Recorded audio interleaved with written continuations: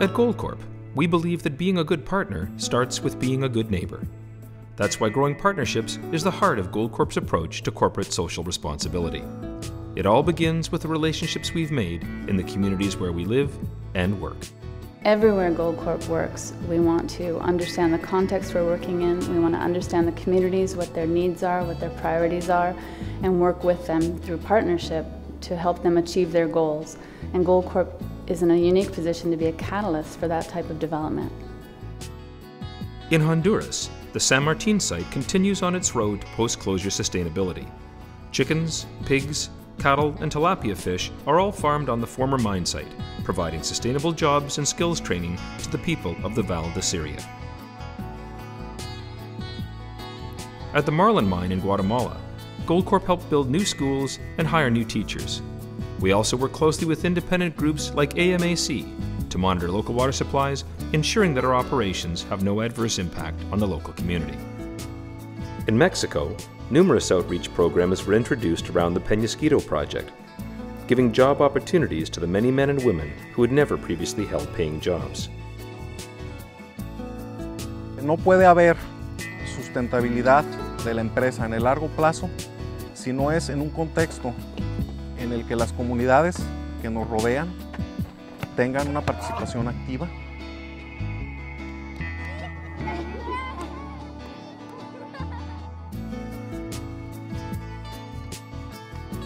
Water is essential to the mine. Water is something that we use, and so it's very important to us to show the people in the Black Hills that we can do this with responsibility to the environment. In the Peg Pond we have what are called bird balls, and there's no surface of the water that's going to be shown that birds can actually access and drink or anything. So we kind of have a double barrier here on the pond. This is one of Marigold's reclaimed waste dump facilities. After it's all filled in, vegetation gets planted back on it. It's utilized by the wildlife. This morning we saw deer on it. Sustainable prosperity means to me that at the end of the day, when we leave a particular area, when we move on, that what we leave behind is in no way detrimental to local communities or the environment. I work at Musselwhite Mine. I oversee the environmental aspects as well as First Nation aspects of the mine site under the Musselwhite Agreement. What motivates me at Musselwhite is the opportunity to see people succeed in what they tackle in life. We've partnered with Sue Hudson Literacy Center that provides upgrading to individuals in their community if they have a computer and internet access.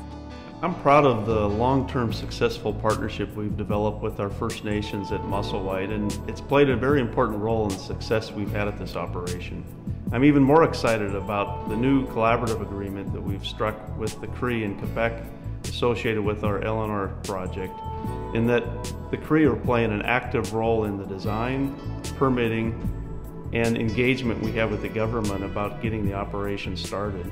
And so we're leveraging the success we've had both at Musselwhite and Opanaka to establish new collaborative agreements at our 100-year-old porcupine operations in Timmins, as well as our flagship Red Lake operation in Ontario.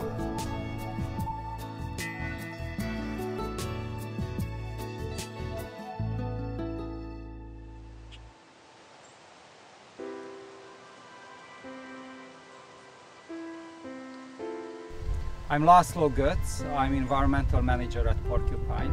I manage the environmental matters of our 3 operating sites plus at least 20 formerly abandoned and closed mine sites. We show some pictures of the reclamation. We had to blast out some bedrock in order to make room for a channel, because this was the first season, and yet at the end of the first season we already had grass growing on the site. When you look around here and you do a survey, you see thousands and thousands of species. Last year, we offered a visit to a First Nation, to the elders of a nearby First Nation. And as they came to the site, we saw them scurrying all over and looking down at the grass and checking out the plants. And then I asked one elder, it was a very old woman. I asked her, what are you looking for? And she said, Laszlo, there's medicines here I didn't see since I was a little girl. We are involved with a public watchful group, the Porcupine Watchful Eye, and they are overseeing all the reclamation activities and other activities we do in terms of mining. We are talking to our suppliers, our workers. We are partnering with the government. We are partnering with First Nations, the people of the city. We have the technology, we have the know-how, and there's the willingness from our part to do it right. I'm the proudest of what we see behind here. What you see behind is what we achieved in a short few years.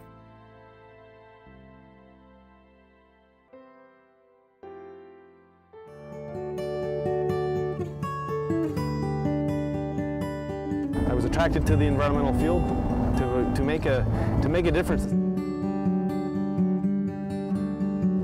First came up to the district in 1994.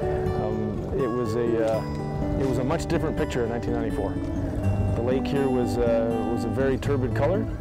It was classified as a dead lake. Gold mining was responsible for that, but today it's recovering. In 2003, it was reclassified as a fishery, which is absolutely essential and exciting.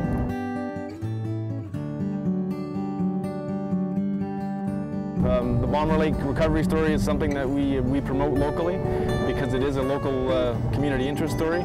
It's a long-term commitment. They're very appreciative and enthused that Goldcorp is basically investing time, money and research in the recovery of this lake. We want to make sure that the environment we're handing down to my kids and their kids is going to be as an acceptable quality that we're utilizing today, possibly even better. Utilizing nature and biological activities to help treat our effluents, and we're learning from nature what we can do and what things she can illustrate to us to make things better in the future.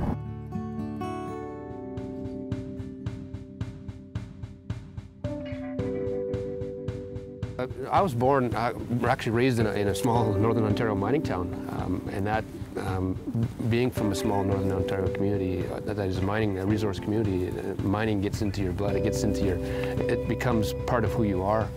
The other part of it, that's a big part of who I am, is the fact that I am an Aboriginal person. My mother was born and raised on a reserve in Quebec and left her home community to have a family and raise her children in this Northern Ontario town. I have Ojibwe background as well as European background and Mi'kmaq background as well. And it was through my journey as I've been an adult that I've started reconnecting with that and learning my traditions, learning some of the teachings from some of the elders in our area, being more connected to what it means to have an Ojibwe background. The industry has evolved significantly over the last few years in terms of how we've engaged Aboriginal people. We've started working towards putting together a council of elders who will support us on environmental issues as well as traditional knowledge issues and helping us find those connections into the communities at different levels than political levels. Partnerships is about engaging people, communicating with people, and looking at ways to collaborate with people. What we do today has an impact in 7 generations from now. What happened 7 generations ago is still impacting people. We will move into the future much more effectively as a mining company when we consider, when we bring those perspectives into the decision making that we are engaged in. The mining industry and Aboriginal people will learn from each other and not only learn from each other but support each other and grow together to make the industry that much better. For Aboriginal people, there's a natural mix there. They bring traditional knowledge. We in mining have scientific knowledge. If we can find a way to bring those two things together, we're all going to move into the future together.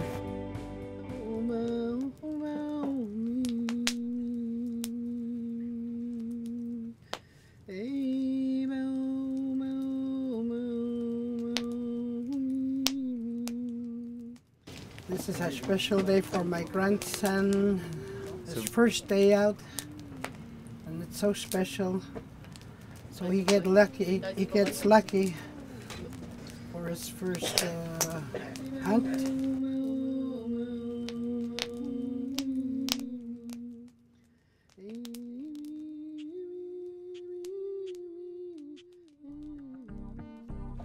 Thank you very much for being here today. It's a very important day as we celebrate our 3rd edition of our Cultural Day.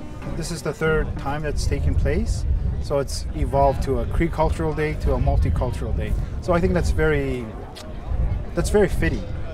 To me, it's very special to be here on a day like today and be here and thinking about operating in someone else's home. That provides us a very large responsibility. We don't take that responsibility lightly, we take it very seriously. We want to add value to the community. We just don't want to come in and do our thing and leave. We want to add value to the community. And we've stuck to that concept, and that's the concept that our community has said, well, if this is what they want to do, okay, we'll add value to our lives. There's a stake in it for everybody.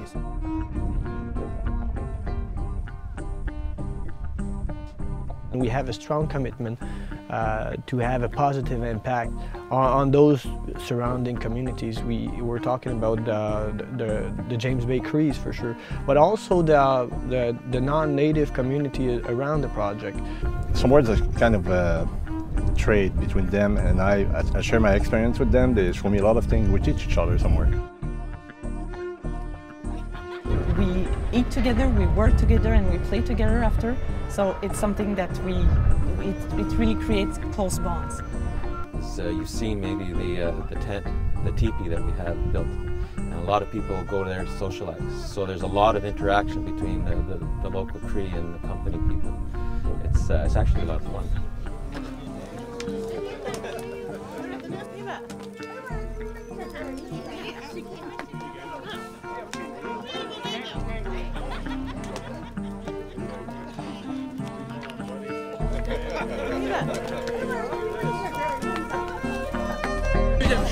One out!